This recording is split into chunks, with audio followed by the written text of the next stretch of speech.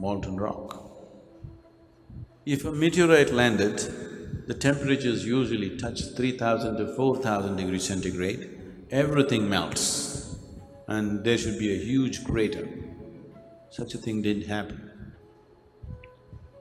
So the theory could be that something landed but managed to land gently and created only 800 to 1,000 degrees, where the soil melted but the rock did not melt. But there is not a single story about his childhood or about his old age. He had no parents and no grave.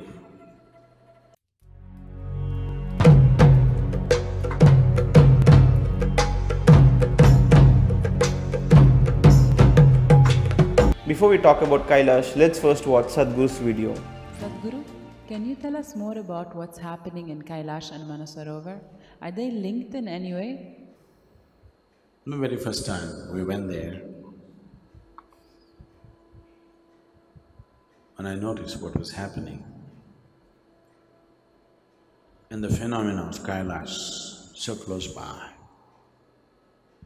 These two things cannot be unconnected, that was clear to me.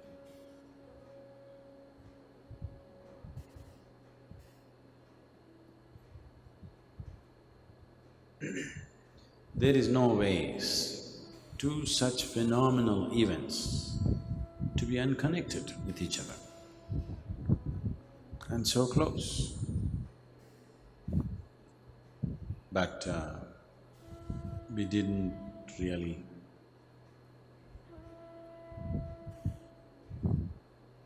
make the connection as to what.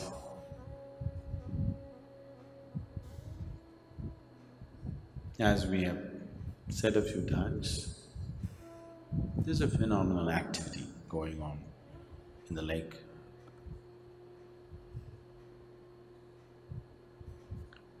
Kind of life forms which don't… not the kind of life that we know as life here. Definitely life, no question about that, but not the way we know life. Here, this part of the creation of which we are a part, life happens in a certain way. What we call as life energies are in a certain way. Whether it's an ant or an elephant, or a monkey or a man, the essential nature of the way life happens here is same. How it manifests itself in any number of forms, but the essential nature is same. But this is not that kind of life, it's totally different kind of life.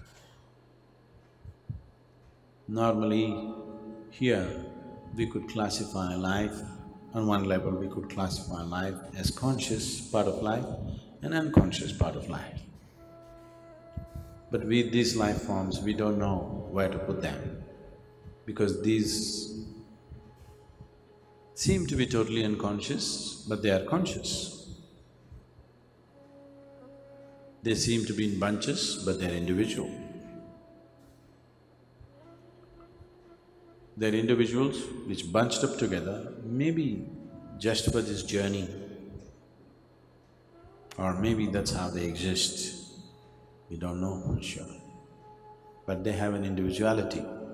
At the same time, they are in bunches, which makes them all like one piece.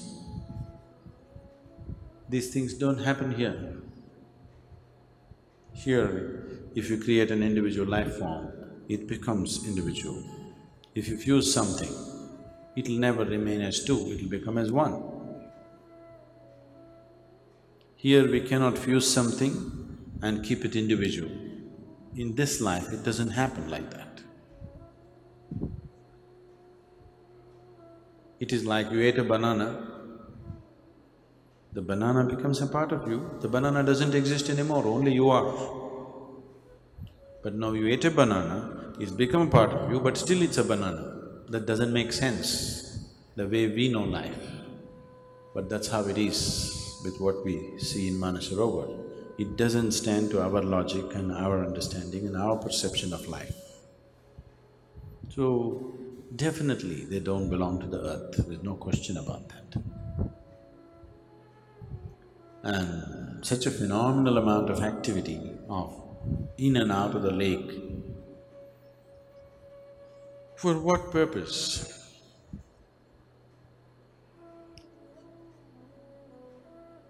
We are not 100% sure. We're beginning to have some inkling. We need to spend more time on this, at least we have some fundamentals towards it now.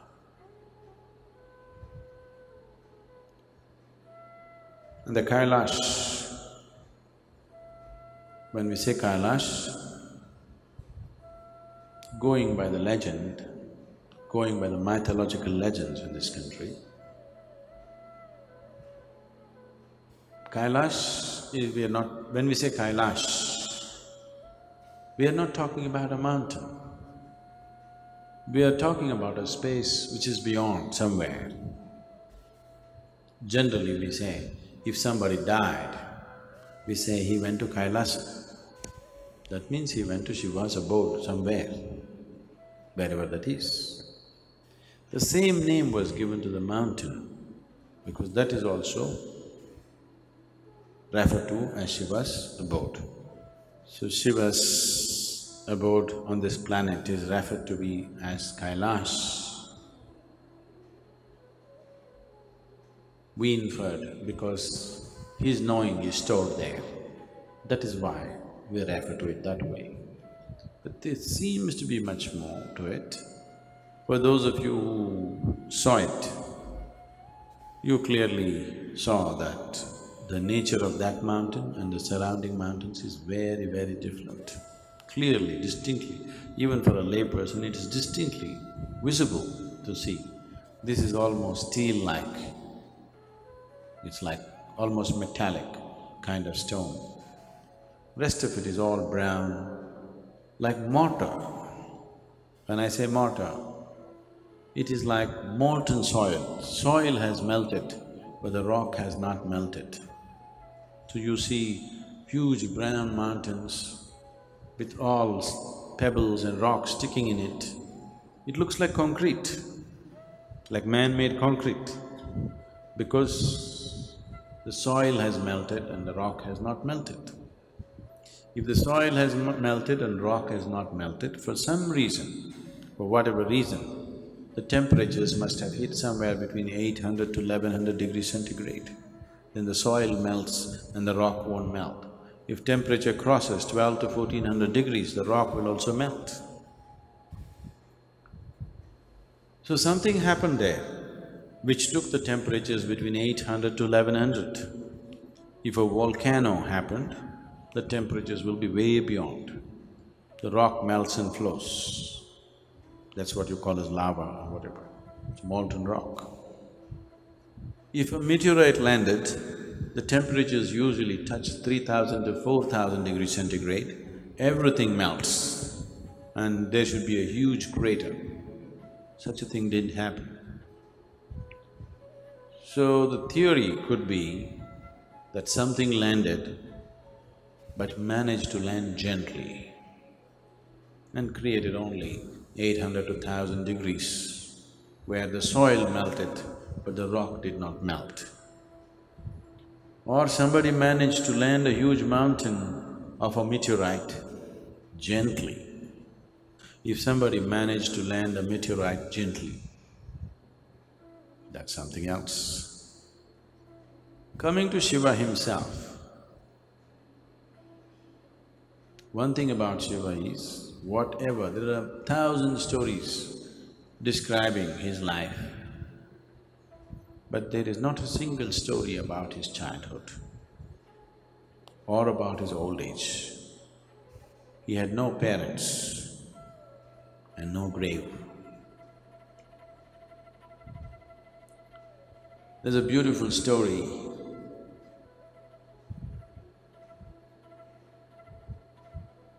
which says, when Shiva was to marry Parvati, just What's her father's name? I'm sorry.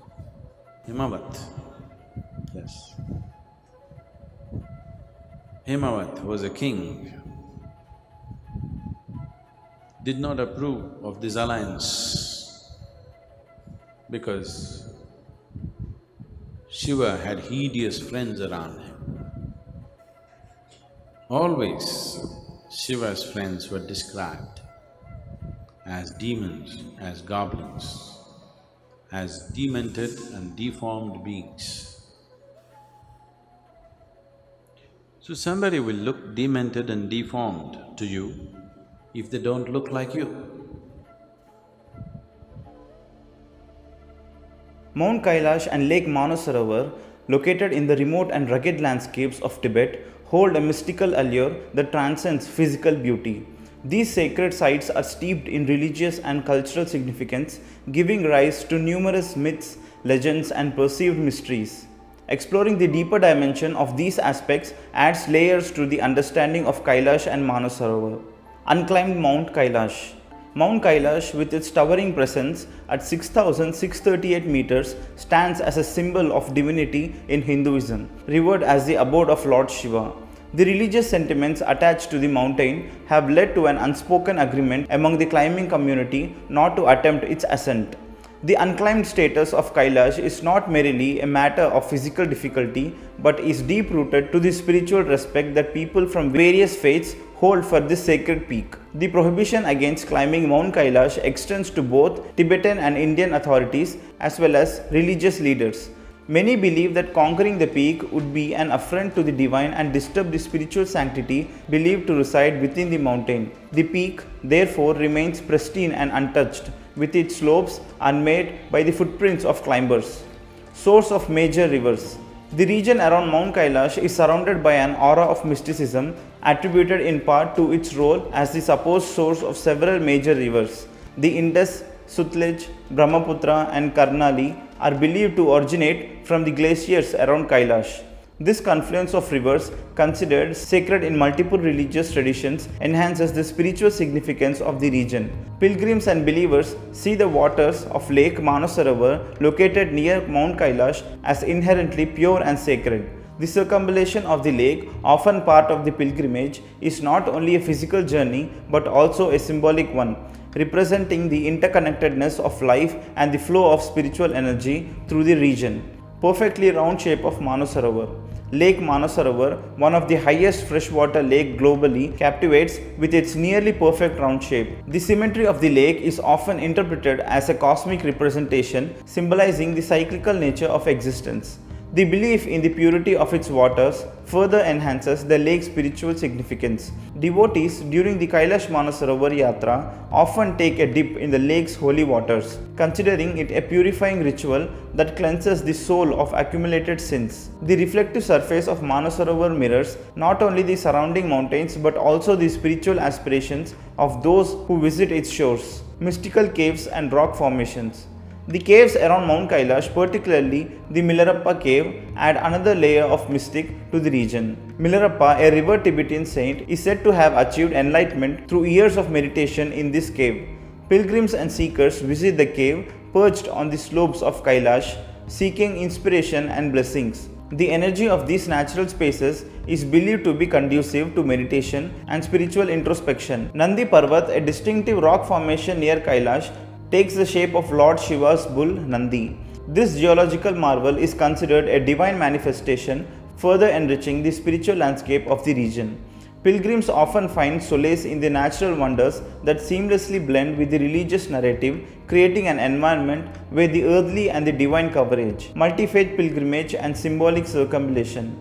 The practice of circumambulating Mount Kailash, known as the Kora or Parikrama, is a central aspect of the pilgrimage experience. Pilgrims, whether Hindu, Buddhist or Jain, embark on this arduous journey to attain spiritual merit and cleanse themselves to karmic burdens. Each religious tradition approaches the circumambulation with its own rituals and beliefs, adding to the diversity of the pilgrimage experience. The clockwise and counterclockwise circumambulation routes represent different spiritual paths. Hindu, following the tradition of the Kailash Manasarovar Yatra, walk clockwise around the mountain, while Buddhists may choose the counterclockwise route. This convergence of diverse faiths on a common pilgrimage route fosters a sense of unity and understanding among people from varied religious backgrounds. In conclusion, the perceived secrets of Mount Kailash and Lake Manasarovar are deeply intertwined with the religious and cultural fabric of the region. The unclimbed status of Mount Kailash, the sacredness of Lake Manasarovar,